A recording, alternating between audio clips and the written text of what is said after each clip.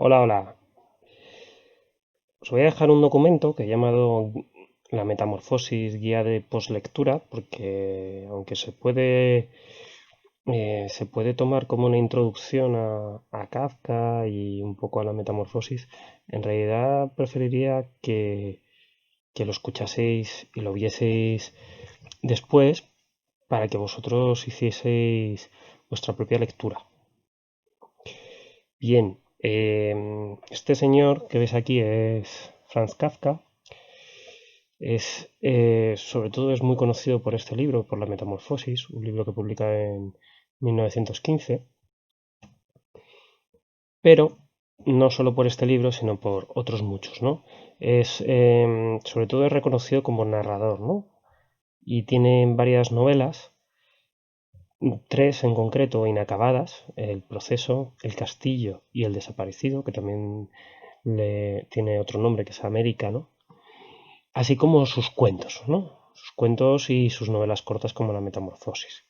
Aparte de esto, de este género narrativo literario, es también muy conocido por todas sus cartas y diarios, ¿no? Entonces, sobre todo es muy conocido por las cartas a Milena, a Felice, que son dos de sus parejas, de sus amantes que tienen a lo largo de su vida, la carta al padre, que es también otro documento interesante, ¿no? En el que hace toda una reflexión y una acusación a su padre, ¿no?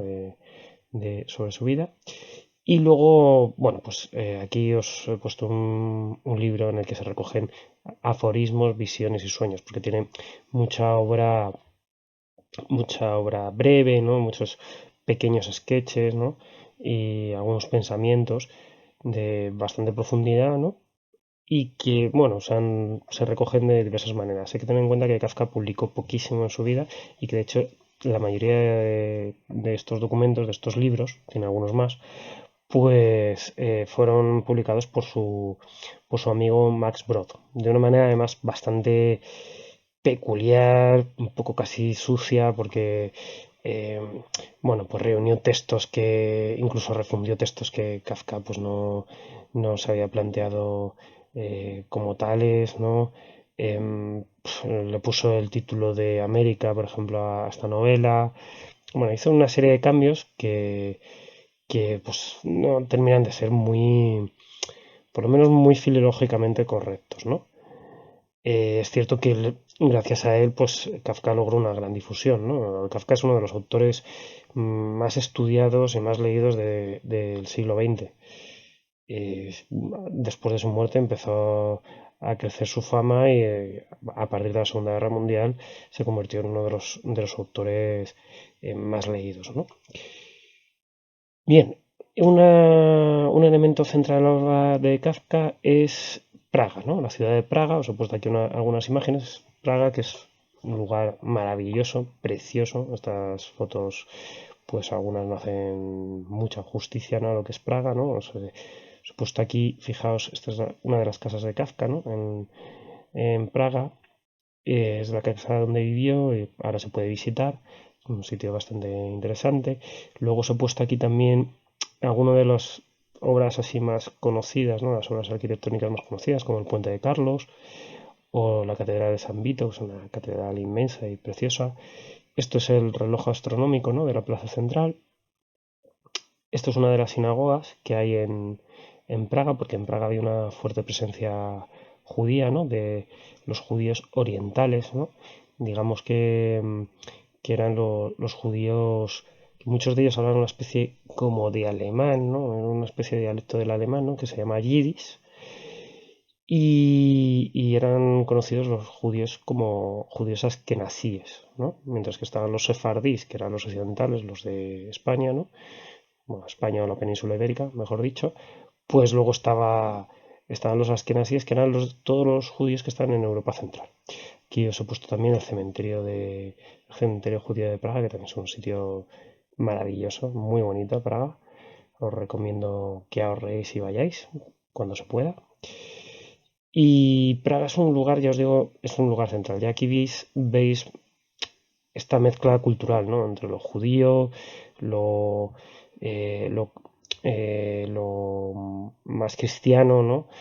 También la mezcla cultural entre los alemanes, los checos, los judíos, ¿no? Que eso causará gran confusión en la vida de Kafka y le causará no pocas perplejidades, ¿no? Como ciudadano y como ser humano.